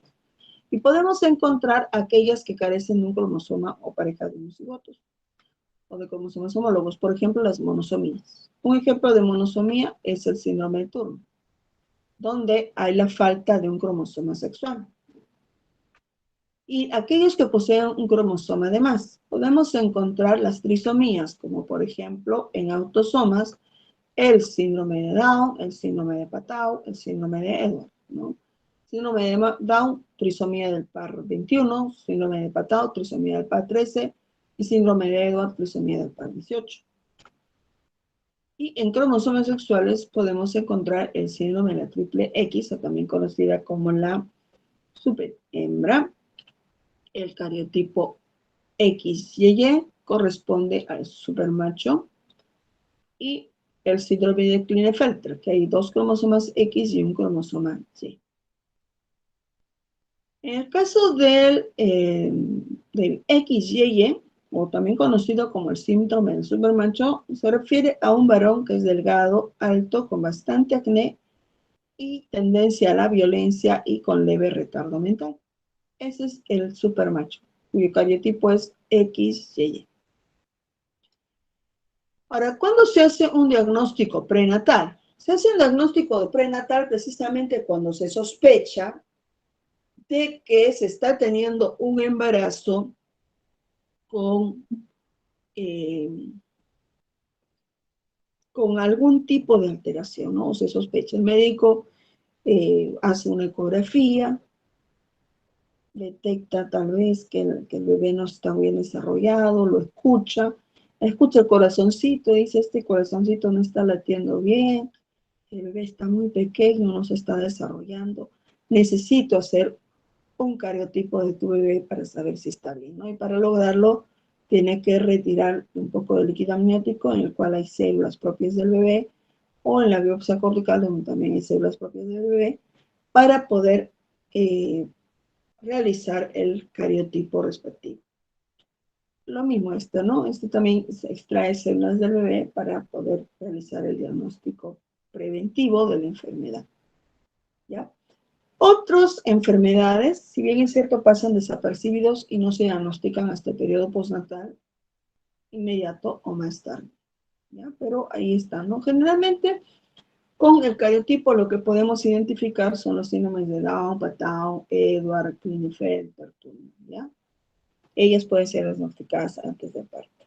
Otras no tanto, ¿ya? Por ejemplo, en el caso de progeria, Huntington, ¿no? Que son más específicos o que están en un gen específico, ya generalmente se diagnostican después del parto. Ahora, una de las enfermedades o de los síndromes que es bastante recurrente es precisamente el síndrome de Down. Pero recuerda aquí a 2 investigadores interesantes, ¿no? John Langdon Down, al cual, ¿no? Por muchos años, o casi siempre, ¿no? Se dice el síndrome de Down para aquellos individuos que tengan estas características fenotípicas. John Down fue el primero que caracterizó, ¿no? Identificó a los individuos y manifestó, ¿no? Los individuos pues tienen cabeza y cara redondas y pequeñas, ojos de tipo oriental con inclinación hacia arriba y hacia afuera con un pequeño pliegue del ángulo interno, la nariz pequeña y chata con tabique nasal ancho, ligeramente deprimido, orejas pequeñas y dobladas, piel con diferentes tonalidades y aspecto de marmoleo, exceso de piel en la zona de la nuca, tono muscular disminuido, la marca simiesca, ¿ya? Entonces, esas son algunas características que manifestó John Down para identificar esta enfermedad. Pero no fue hasta 1958 cuando Jérôme Lejeune, el genetista francés Jérôme Lejeune, hace un cariotipo y descubre que esta anomalía se debía al incremento de un cromosoma, que en este caso es el cromosoma número 21. ¿Ya? Entonces, no te olvides, porque por ahí a veces nos preguntan, ¿no? La enfermedad de Lejeune y te dan un cariotipo, ¿no? Señala el cariotipo, ¿no? Te dan el cariotipo de un individuo y te dicen qué enfermedad tiene. Y dentro de las alternativas dice síndrome de Jérôme Lejeune. Y tú no me vas a decir, no me has enseñado. te estoy diciendo. Ehlers-Danlos es el equivalente al síndrome de Down. Y obviamente en un cariotipo tendrás que tú ver que hay 3 cromosomas número 21 de más. ¿Ok? Bien. Ahora, en el caso de la paciente con síndrome de Turner, cuando se hace el cariotipo, a ella le va a faltar un cromosoma sexual. Es la X0. Quiere decir que está faltando el otro cromosoma. Y por lo tanto, como tiene solamente el cromosoma sexual X, obviamente va a ser de sexo femenino. Niñas generalmente de talla corta, con el cuello corto y alado, otitis media, que va a ser bastante recurrente, implantación baja de pabellones auriculares, coartación de la aorta o dilatación de la aorta y hipertelorismo mamario, es decir, las mamas están muy distanciadas, ¿no? Acá. Algunas recién nacidas tienen un cambio de cuadro muy leve, en cambio algunas presentan linfedema dorsal, ¿no? Linfedema dorsal marcado en manos y pies. O pliegues o linfedema con pliegues cutáneos, ¿no? Pegados acá en la zona de la nuca. Generalmente las niñas van a tener una estatura pequeña, pero al menos intelectualmente sí se van a desarrollar normal, ¿ya? Normal, con un leve retardo mental en algunos casos, pero en otros casos no se va a dar. Y en el caso del paciente con síndrome de Klinefelter es porque tiene un cromosoma X de más. Por lo tanto, aquí va a manifestarse lo que se conoce como ginecomastia. ¿Qué es ginecomastia? Presencia de mamas, testículos y penes poco desarrollados. Y sabemos que las mujeres que resulten embarazadas después de los 35 tienen una mayor probabilidad, ligeramente, ¿no? Mayor de tener hijos con este síndrome. Y esta afectaría a 1 de cada 650 niños recién nacidos. Bien, vamos con un ejercicio que dice así. Afección génica que afecta a 1 de cada 2.500 niños. Entre sus características distintivas tenemos talla baja, amenorreicas, leve retardo mental e infantilismo sexual. Muy bien, en efecto, todo ello se trata acerca del síndrome de Turner. Muy bien, chicos. Vamos a resolver nuestras preguntitas de la guía y dice así. El color del plumaje del pato silvestre depende del conjunto de 3 alelos. MR para el patrón silvestre limitado, M para el silvestre y M minúscula para el silvestre puro. La jerarquía de dominancia es MR mayor, o sea, el patrón silvestre es mayor que el silvestre, ¿no? El silvestre limitado es mayor que el silvestre y este es mayor que el silvestre oscuro. Determine la proporción fenotípica esperada en la primera generación a partir de la siguiente combinación. Entonces, aquí me sale esta respuesta. ¿Y por qué? Aquí está. MRM. ¿Quién es MRM? A ver, si MR es mayor que M, entonces este es limitado, ¿no? Este es un cuarto de limitados. Ahora mírate dos. M mayúscula, M minúscula, siendo M mayúscula. Y este es silvestre. La mitad son silvestres. Porque M mayúscula es mayor que M minúscula. Y el M minúscula, ¿qué me dice? Pato oscuro. Ahí está, un cuarto de oscuro. ¿Ok? Bien, continuamos. Dice así.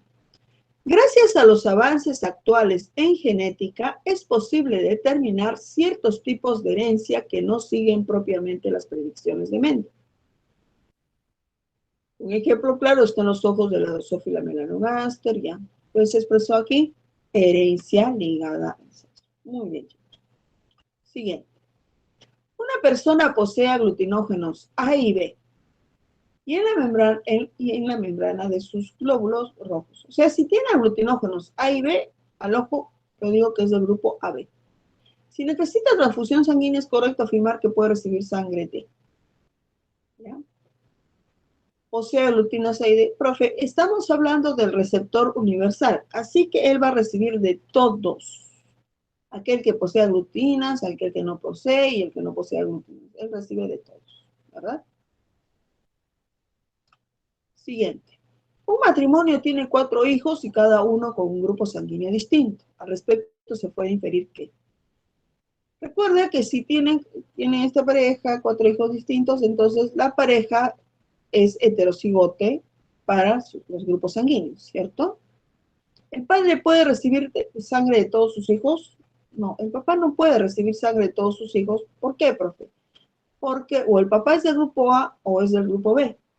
Si el papá es del grupo A, solamente podrá recibir sangre de los hijos del grupo A o del grupo O, no del grupo AB ni del B. ¿Ok?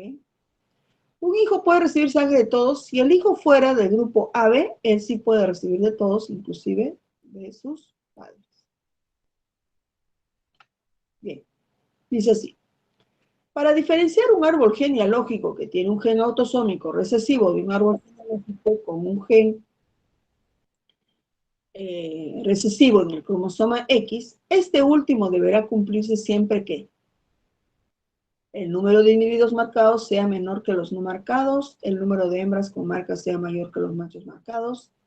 Un detalle, las hembras marcadas tengan al papá con marca y la madre al menos portadora, ya que recordemos que si el papá transmite, el papá, un papá daltónico, por ejemplo, y una mujer sana, las hijas mujeres de esta pareja siempre van a ser portadoras, ¿ya? Y la madre al menos portadora. Entonces ahí sería solo 3. Siguiente. La siguiente genealogía representa la herencia de una enfermedad recesiva ligada a X, ¿ya? En este caso a ese cromosoma. Como información adicional, se agrega que la mujer 1 no posee ni porta la enfermedad.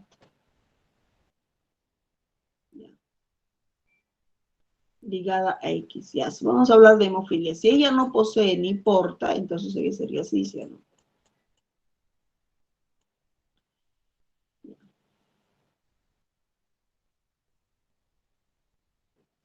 Entonces el varón sí está presentando. Debería ser eso, ¿no? Entonces, obviamente estas hijas mujeres van a heredar el gen de la hemofilia de su papá y el gen sano de su mamá. Este de acá, cromosoma X de su mamá, cromosoma Y de su papá, cromosoma X de su mamá, cromosoma Y de su papá. ¿Qué me dice? ¿3 y 4 son portadoras? Sí, eso es correcto. 5 lleva el gen normal, ¿cierto? 6 porta el gen recesivo, no. Entonces sería solo 1 y 2 la respuesta.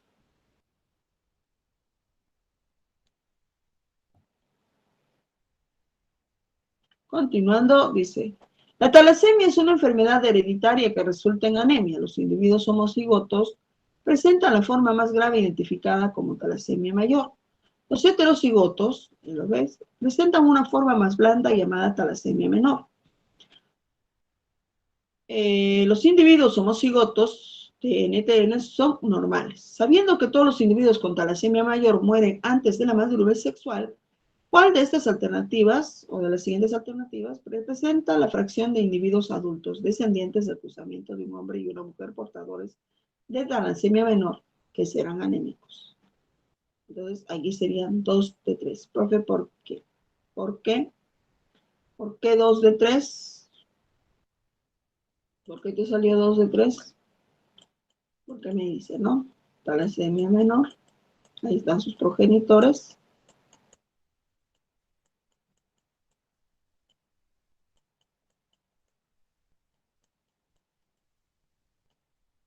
Fíjate.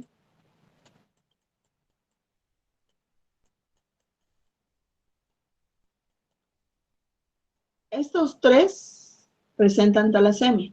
Pero recuerda, los que tienen talasemia mayor mueren. Por eso te queda 2 de 3. y este último es normal.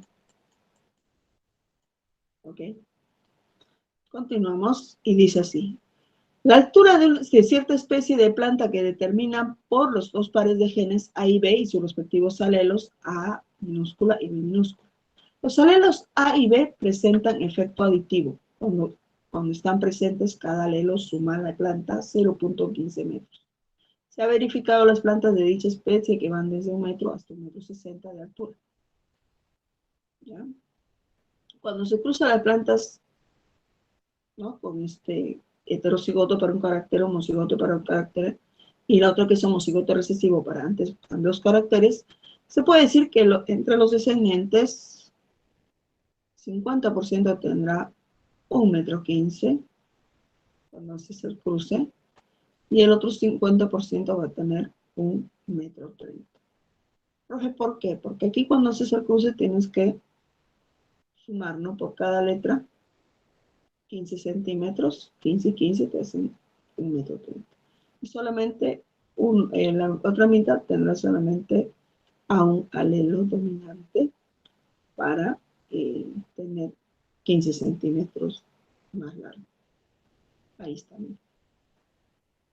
Están los gametos. Aquí están, ¿no?, están los 30 centímetros. Bien, y la última pregunta dice así. El sexo en los saltamontes es de tipo X0. O sea, profe, al saltamonte le falta un cromosoma sexual, cierto. Al analizar las células somáticas de uno de ellos, se encuentran 17 cromosomas. ¿Cuál es la frecuencia en los diferentes gametos pueden ser formados? Aquí sería 8 más 1, 9. 9 más 8, ¿verdad? 17, ¿verdad? Ahí está. Ahí. Bien, aquí José, Teresa y Cristina son miembros de una determinada familia para un carácter dado. Teresa presenta el genotipo, este es su genotipo, el de Cristina y el de José. ¿Qué grados de parentesco podrían ser posibles entre ellos? Cristina y José pueden ser hijos de Teresa, José, Cristina y Teresa pueden ser hermanos, hijos de un mismo matrimonio, José puede ser padre de Teresa y hermano de Cristina, Teresa y José pueden ser hijos de Cristina. Aquí la respuesta es que solo 4 es cierto. Que Teresa y José pueden ser hijos de Cristina. Eso es todo, chicos. Antes de irme, quiero ponerte lo siguiente, ¿ya?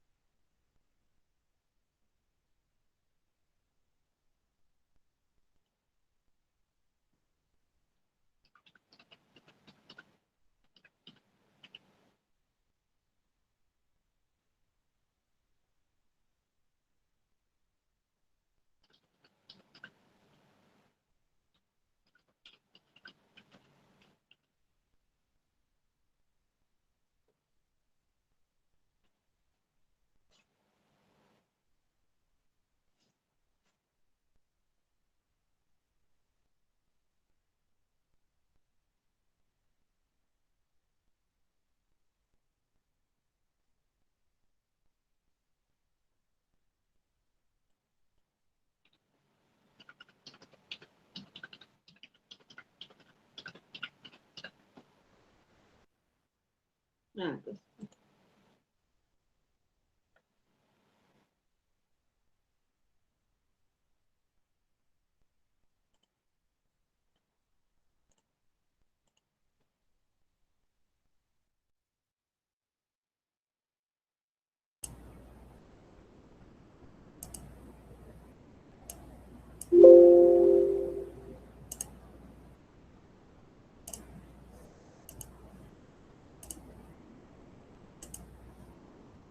Mutaciones hereditarias. La sangre azul ha tenido que pagar su precio a lo largo de la historia. Las casas de reyes y reinas habían convenido que, para mantener su pureza y estirpe, había que casarse entre ellos, para que el linaje y la pureza de su clase jamás dejara de perpetuarse. Lo que no sabían era que la endogamia traía consigo una serie de mutaciones genéticas que hizo que todas las enfermedades que padecieron se fueran acentuando a lo largo de sus dinastías y hasta acabaran con una monarquía entera, como en el caso de los Habsburgo, del Imperio Hispánico. Con todo ello, casarse entre hermanos, primos hermanos, sobrinas y tíos, era de lo más normal para ese entonces. Por eso, hoy te hablaremos de 15 miembros de la realeza que sufrieron mutaciones hereditarias. Antes de meternos a fondo, no te olvides de suscribir a nuestro canal. De activarlo vamos a hablar de la realeza, y tal vez te estabas imaginando que arrancaríamos de lleno con Europa, pero qué mejor manera de empezar a hablar de las mutaciones hereditarias que las de Tutankamón y su familia, quienes no solo eran considerados de la realeza, sino que iban más allá y recibían tratamiento de dioses. Las películas, equivocadamente, nos han hecho creer que este faraón era la representación gráfica del hombre fornido, vigoroso y guapo. Nada más alejado de la realidad. Gracias a la unión entre miembros de una misma familia, pues era obligación de los faraones casarse con sus hermanas, las consecuencias en su genética fueron nefastas. Un estudio profundo de expertos en genética arrojó lo que podría ser la verdadera imagen del faraón. Un hombre con un pie sambo, caderas femeninas, paladar hendido y retrognatismo. Una condición que hace que la persona se vea sin mandíbula. Nada que ver con el prototipo de masculinidad de maxilares fuertes y cuadrados. Fue tal su padecimiento en toda su vida que caminar le costaba demasiado, y en sus tumbas se encontraron alrededor de 2000 bastones decorados con formas y grabados diversos. Número 2. Victoria I de Inglaterra. Mejor conocida como la abuela de Europa, y vaya que pagaron el precio de tener a esta magnánima abuela. Victoria padecía de hemofilia y no se sabe si fue heredada de sus padres, ya que ninguno de los dos portaba el gen, o si fue un caso de mutación novogen que aparece por primera vez en una familia. Cuenta la historia que, probablemente, Victoria fue concebida debido a un desliz de la reina y que aquel hombre con el que sostuvo relaciones tenía hemofilia. Es decir, posiblemente Victoria no era hija legítima del rey. Pero no estamos nosotros para entrar en terrenos tan bochornosos. La hemofilia de Victoria fue esparcida por todo el continente por su descendencia. 3 de sus hijos la padecieron, y posteriormente, nietos y bisnietos. Victoria era nieta de Jorge III, quien también padeció múltiples enfermedades como consecuencia de la endogamia de sus padres. Pero de él hablaremos más adelante. Número 3. Alexis Zarevich de Rusia. Alexis es tal vez el caso de hemofilia más sonado en la historia de la humanidad. El hijo menor de los zares de Rusia nació hemofílico y tuvo que lidiar con constantes dolores durante su corta vida. Tanto así que cuando entraba en crisis, pedía a gritos a su madre que lo dejara morir. En manos del monje Rasputín, puso la zarina Alexandra la salud de su hijo, convencida de que éste curaría la enfermedad de Alexis. No fue así. Alexis había heredado la hemofilia de ella, su madre, quien portaba el gen. Y si husmeamos en la genealogía real, nos daremos cuenta de que Alexandra arrastraba el gen de Victoria I de Inglaterra, quien era su abuela. Lamentablemente, Alexis murió a los 9 años en manos de los bolcheviques, que asesinaron a la familia real entera. Número 4. Carlos I de España y V de Alemania. Carlos I de España ya venía haciendo alarde de la prominente mandíbula de los Habsburgo en su genética. Tanto así que, para el futuro inmediato, ya el término había sido acuñado en la sociedad. Y se le decía a quien naciera con esta clase de defecto que había nacido con mandíbula de Habsburgo. Era tal la molestia que sentía Carlos I a causa de esta enfermedad, que odiaba que lo vieran comer. Así que se encerraba a tomar sus alimentos sin tener que soportar las miradas indiscretas de sus súbditos. Carlos I también padeció de epilepsia y gota, dolencias que lo llevaron a la tumba. Sin embargo, el prognatismo fue su mutación hereditaria más sobresaliente. Número 5. Carlos II. Podríamos decir que, de todas las monarquías, la de Habsburgo hispánica llevó una de las peores partes en cuanto a heredar mutaciones genéticas. Carlos II era el vivo ejemplo de todo lo enfermo que se podía estar a causa de su herencia genética. Estudios recientes de genetistas españoles demostraron que la coincidencia en sus cromosomas era tan alta, un 25% que era inevitable que no naciera con alguna enfermedad a causa del parentesco sanguíneo de sus padres. Carlos II sufría de prognatismo facial, todo lo contrario a lo que padecía Tutankamón, una mandíbula exageradamente protuberante y salida, lo cual le impedía masticar sus alimentos y hacía que babeara constantemente. A Carlos II le atribuyeron el apodo de El Hechizado, debido a sus múltiples enfermedades heredadas, pero la sociedad de la época pensaba que había sido presa de un maligno encantamiento.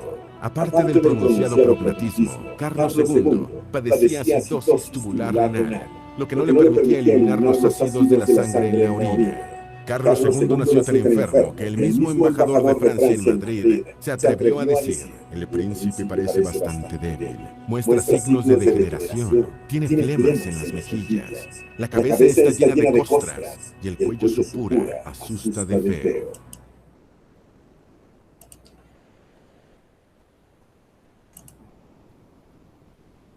Bien, chicos, entonces ya estamos con el tiempo. Eso ha sido todo por hoy. Muchísimas gracias. Nos estamos viendo la próxima semana. Hasta luego. Ahí revisan, si quieren ver todo lo demás, búsquenlo así, ¿no? Endogamia en la monarquía. Pueden buscarlo así. ¿Ok? Nos vemos, chicos. Hasta luego. Gracias, chicos. Cuídense.